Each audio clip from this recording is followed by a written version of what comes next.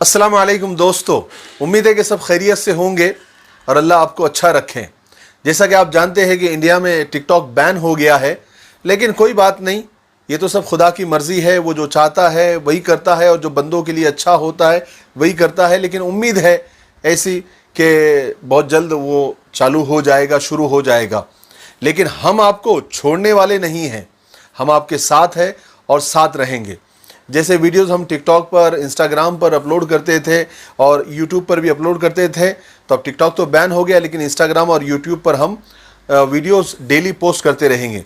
जैसा कि आप जानते हैं, हमारी आदत है कि हम दुनिया की हकीकत पर और रिश्तों की अहमियत पर, इंसानियत, मानवता और ह्यूमैनिटी पर हम हमेशा अपने वीडियोस बनाते रहते थे। आज भी बनाते रहेंगे, कल भी बनाते रहेंगे। प्लेटफॉर्म चेंज होते रहेंगे, हम चेंज नहीं होंगे। तो आइए आज की वीडियो की तरफ बढ़ते हैं। आज हम बात करेंगे एक अहम रिश्ते के ऊपर। जैसा कि आप जानते हैं कि सास बहू का रिश्ता और मियाँ बीवी का रिश्ता एक ऐसा रिश्ता है जो बहुत अहम है।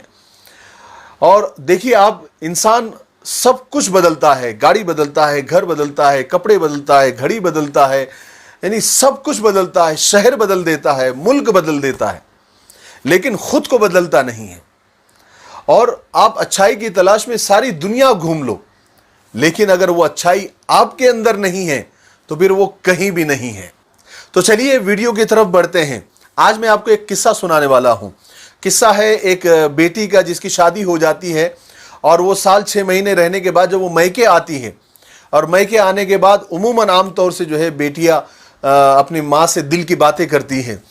तो इसने भी शिकायत की कुछ अपने शौहर की कि मेरा शौहर बहुत बदमिजाज है और मुझसे जो है वो सीधे मुंह बात नहीं करता और मेरे साथ ये करता वगैरह वगैरह। जैसे आम तौर पर बेटियां आकर माँ से शिकायत करती, अपनी दिल की बात कहती है, तो वो उसने भी आकर कही और माँ से कहा कि कोई ऐसा तावीज़ है कि मैं वो शौहर के गले में डाल दूँ या उसके कमर में बांध दूँ या उसके बिस्तर के नीचे डाल दूँ या घर में रख दूँ जिससे मेरा शौहर सही हो जाए।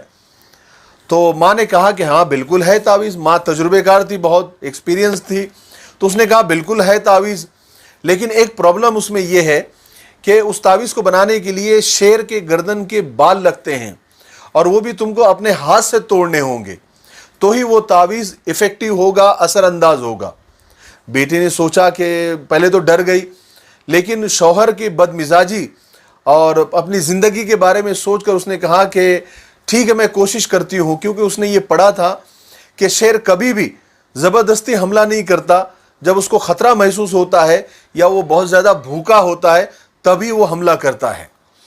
तो उस बहू ने जो है जंगल में गई और जाकर उसने शेर को जो है गोश्त डालना शुरू की। गोश्त रख देती और छुप जाती। वो शेर आता, गोश्त खाता, रोज़ाना का मामूल हो गया। तो कुछ दिनों में जो है थोड़ी वो मानूस हो गई, तो शेर ने भी देखा कि रोज़ाना कोई गोश्त ला के रखता है, तो थोड़ा वो दिखने लगी उसको। दिखकर वो छुप जाती, शेर आता, गोश्त खा के चला जाता। कुछ दिनों में जो है थोड़ी उनसीयत बढ़ गई और थोड़े दोनों एक दूसरे के सामने आने लग गए। शेर को क्या है, गोश्त मिलता था, वो खा लेता था और चला जाता था। कुछ दिनों में उनसीयत ऐसी बढ़ गई कि वो शेर के गर्दन पर हाथ फेरने लग गई, उसकी पीठ पर हाथ फेरने लग गई। फिर इतनी उनसीयत बढ़ गई कुछ दिनों के अंदर कि उसने शेर के एक बाल नहीं, कई बाल गर्दन के तोड़ दिए और अपने घर पर आई, अपनी माँ को वो बाल दिए, कहा कि अब मुझे तावीज़ बना कर दो, क्योंकि मैंने बड़ी मेहनत से ये शेर के बाल लेकर आए हैं। तो माँ हंसी और हंसकर बोलने लगी कि बेटी देख, शेर तो एक दरिंदा है और तुमने उसके साथ चंद दिन अच्छा सुलूक किया, अच्छा रवैया उसके साथ, अच्छा बिहेवियर, अच्छा व्यवहार उसके साथ रखा, तो तुमने उसको मानूस कर लिया और अपने प्यार से उसका दिल जीत लिया और उसके बाल भी तोड़ कर लेकर आ गई। और तुम्हारा शौहर तो इंसान है, तुम उसके साथ अच्छा सुलूक करो, उसके साथ अच्छा व्यवहार करो और थोड़ा उसको बर्दाश्त करो, उसके मिजाज को समझो। जब तुम दरिंदों को अपना बना सकती हो, जब शेर जैसे आदमखोर जानवर को तुम अपना बना सकती हो, तो तुम्हारा शौहर तो इंसान है। उसके करीब जाओ, उसके साथ अच्छा व्यवहार करो, हुस्न अखलाक बरतो। देखो तुम्हारा शौहर तुम्हारा गर्विदा बन जाएगा, तुम्हारा गुलाम बन जाएगा। बेटी की भी बात समझ में आ गई और उसने ऐसे ही किया और चंद दिनों के अंदर वो अपने शौहर को उसने काबू में कर लिया, उसका शौहर को अपना दीवाना बना लिया।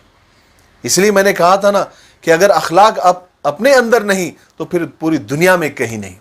मुझे उम्मीद है कि आप इस किस्से को समझ गए होंगे। जो लोग चैनल पर पहली बार आए हैं वो इस चैनल को सब्सक्राइब कर लीजिए। अगर आप इंस्टाग्राम पर सुन रहे हैं तो आप जो है इसको फॉलो कर लीजिए, और अगर आप फेसबुक पर देख रहे हैं तो इस पेज को लाइक कर दीजिए। ठीक है, हम ऐसे ही नए नए किस्से और मोटिवेशनल स्पीच लेकर आपके सामने डेली आते रहेंगे। तब तक के लिए खुदा हाफिज़, अपना ख्याल रखें। अस्सलाम वालेकुम।